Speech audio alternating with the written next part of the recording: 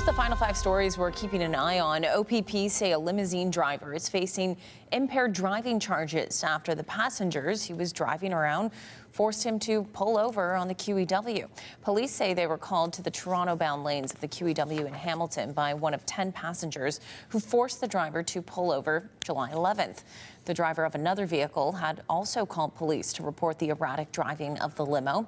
The 64-year-old limo driver was arrested at the scene and is charged with impaired driving and dangerous driving. The dating discussion app T has taken its messaging system offline again after the second security issue in less than a week. Officials say some direct messages had been accessed in last week's high-profile security breach. Tens of thousands of selfies and photos of registered users were exposed in the breach. T is a women's-only app that allows users to anonymously share information about men they're dating or interested in, like their marital status or abusive behavior, as well as comment and review dates.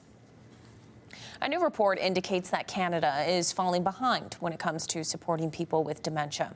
The Brainwell Institute says services are fragmented and it takes an average of 2 years for patients to get a diagnosis.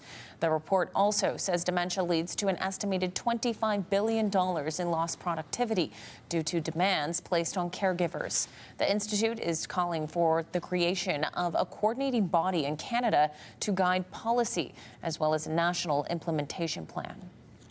There's an ongoing nationwide shortage of some common pain medications. Health Canada issuing a notice last week that drugs containing acetaminophen with codeine or oxycodone that are used to relieve pain are experiencing shortages. The shortage is linked to manufacturing disruptions reported by Teva Canada Limited. The company says it expects supply to be restored in Canada by September. Okay, and finally for us, taking care of local wildlife one egg at a time. The city of Cambridge has taken steps to protect the next generation of snapping turtles by closing down a baseball diamond at Riverside Park after the turtles snapped up the prime real estate for their nests.